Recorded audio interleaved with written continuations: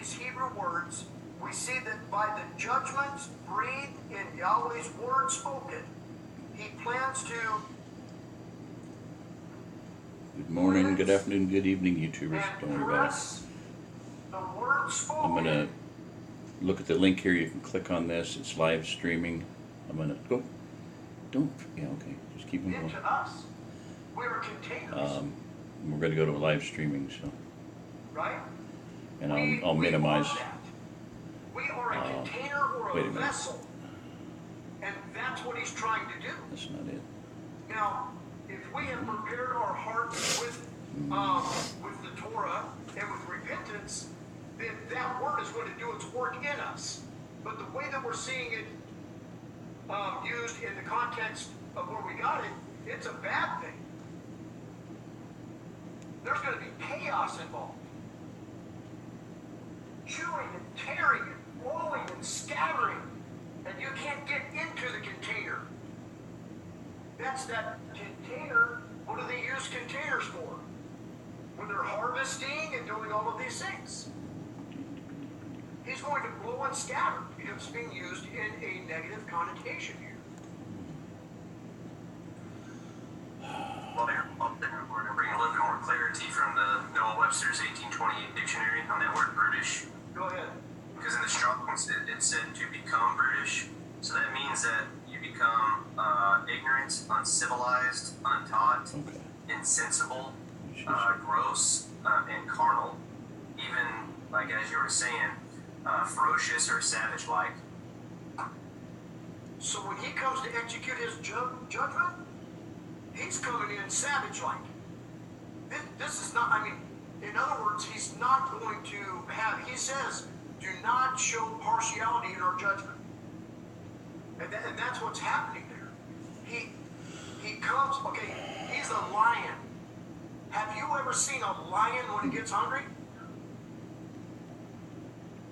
The poor little gazelle doesn't have much of a chance. Before we go into chapter 5, where Brother Chris is, I think he's going to pick up on this vineyard thing once again. Let's look at 1 Peter chapter 2 and see more confirmation of these patterns that Yahweh spoke through the prophets being manifested after the days of Yahshua Messiah. While you're flipping over there, the people too can become brutish in a sense of their carnality and their willingness to not want to conform to the word, allowing it to wash and cleanse them, or to be renewing themselves in a steadfast belief that has been since the beginning, since Father Abraham. I can double echo when you try to play that. I let him pause mine and go back. Oh, you paused it? You did? Yeah. Constantly let him down. We are the ones that he has tried over and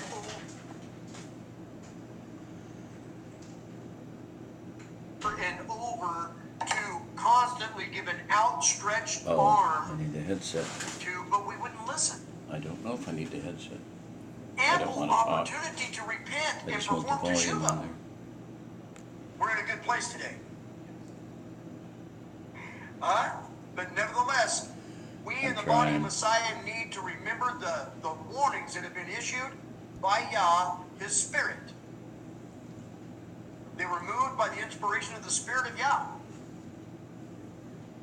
to keep ourselves in line with the word, that we fall not into the same judgment as Israel and Judah did in those days. We'll try this for temporary, and I don't know 1 Peter chapter 2 or not. I'll do a little bit. verses 6. Really just trying to spend some time with a brother here, and we're listening to this streaming broadcast, so if you can pick up on it, do it. Restoring the Hebrew Mind, Prophet Isaiah, number 3. It's live streaming now. Teddy Wilson from Idaho. I'm going to subscribe. I thought I had it already, but very good. He said when Yeshua comes back over there in Israel, it's not going to be a safe place to be. A lot of people want to go over there. Nah, not a good idea. So, anyway, I'm going to bow out here and let him talk. So, And a stone is I stumbling in a don't know how to. that makes for falling, who stumble because they are disobedient to the word, to which they were also appointed.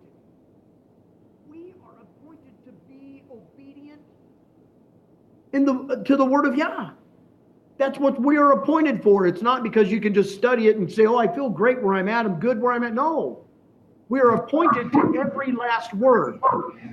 We also need to keep in mind that Shaul had said in his letter to the Romans in chapter 11 pertaining to the engrafting that for if Elohim did not spare the natural branches, think not that he won't also spare you as well. Yeah, I want to be spared. He wants to spare us. It's not his will that any should perish.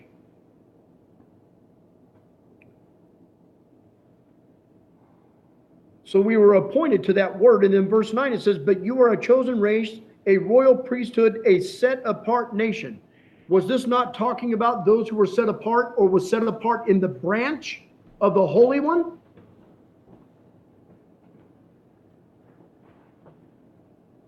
Now we're going to go on here. Listen to this.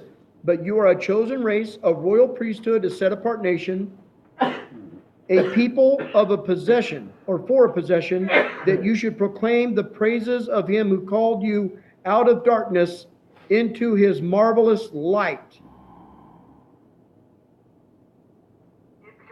We had lost our covering, everyone, since the Garden of Eden. You don't care what you look like. But once the light shines on you, woohoo! You know what the light does? It manifests sin. It shines the light on falsehood. It reveals falsehood. It reveals nakedness. It reveals everything that will cause you to remain outside of a covering. He's trying to call us out of not being covered. Because if you're walking in darkness, you don't care if you're naked. You don't care what you look like. But once the light shines on you, woohoo! In chapter 5, and Brother Chris, I believe that he was talking about this finger thing again. Right, and my wife makes a good point there. It also exposes the goodness of man. If you can walk in the light as he is in the light, you know that you're walking in line with the word of Yah. So, there's chapter 4. And I know Brother Chris has been putting together something. I just wanted to focus on a few little things in chapter 5. And Brother Chris, I believe, he was talking about this vineyard thing again and how relevant it is to us now out of the prophet's writings. Appreciate it. Really good stuff there, Brother Teddy. When I first looked at chapter 4 there, I knew it had your name written all over it whenever I saw the everything written in that chapter. But now I've done a lot of in-depth study into chapter 5 here, and just looking at it in 1 week, as much time as I've spent into it. And I know I called you and said that Thursday morning was when I really started digging super deep. I have been looking in through some other books and just trying to dig on all these words and trying to understand concepts of vineyards. And so, I have been looking at it. I just haven't really had time to put my notes together because they've been written out on so many papers. But this chapter 5 could be a teaching in of itself because both parts, verses 1 through 8, speaking of the vineyard, and then 8 onward to close out the chapter about the basically the condemnation and the devastation that's coming to the people there. This chapter is so rich that we don't have enough time to sit here and go that deep and in depth with it. So for everyone who's watching, please, I encourage you to really thoroughly take your time with this chapter to make all of the connections that I have made, and also the ones I have not, because it goes beyond what I'm going to share with y'all tonight. There's so many places that I can take this chapter, and my main